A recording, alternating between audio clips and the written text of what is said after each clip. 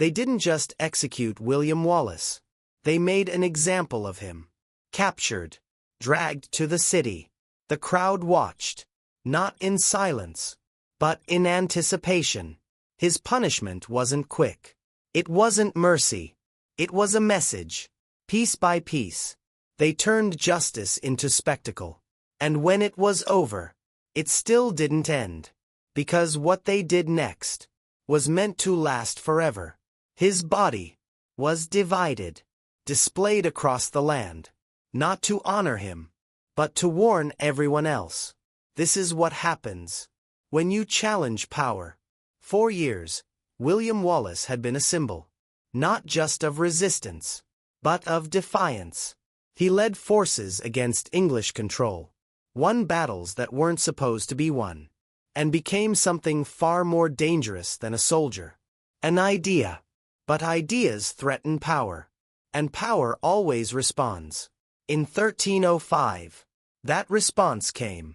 Wallace was betrayed, captured not in battle, but through deception, taken quietly, handed over, and once he was in English custody, his fate was sealed. He wasn't treated as a prisoner of war.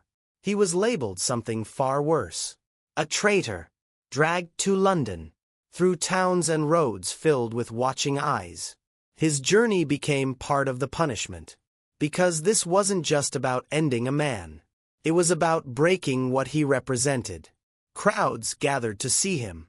Some curious, some hostile, some silent, but all watching. By the time he reached the city, the outcome was already decided. There would be no trial in the way we understand it. No defense. No escape. Because this wasn't justice. It was performance. A carefully planned event, designed to send a message across kingdoms. And Wallace, he knew it. Because the man who had once led armies was now being turned into something else entirely. A warning. When William Wallace arrived in London, the city was already waiting. Crowds filled the streets. Not in silence, but in expectation. Because this wasn't just an execution. It was an event. He was dragged through the streets, weakened but still alive. Every step part of the spectacle. Every moment designed to be seen. By the time he reached the place of execution, there was no doubt what was coming. This was not meant to be quick. Not meant to be humane. It was meant to be remembered. The charges were read aloud. Not just for him, but for the crowd. To justify what they were about to witness. To frame it as justice. Even if it was something far darker. The process began. Slow. Deliberate. Every stage stretched out. So the message would sink in. The crowd reacted in waves. Some leaned forward. Some turned away. But no one truly left. Because what they were seeing was power being displayed in its rawest form. This wasn't about ending a rebellion. It was about crushing the idea of one.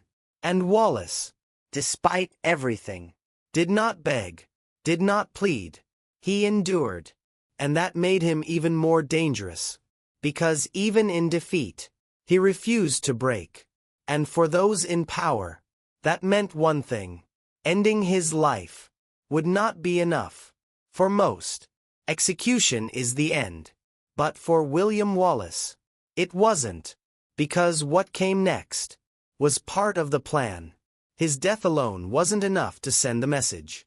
It had to last longer, travel farther, be seen by more people. So even after it was over, the spectacle continued.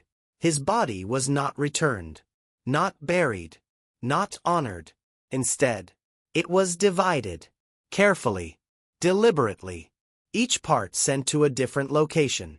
Major cities, key strongholds, places where resistance still lived. Because this wasn't random. It was strategy. Every display served a purpose. To remind people what happened to those who defied authority. To make fear visible. To make it unforgettable. Imagine walking into a city gate and seeing the remains of a man who once led armies. A man people believed in. A man who stood against power. reduced to a warning, not spoken, but shown.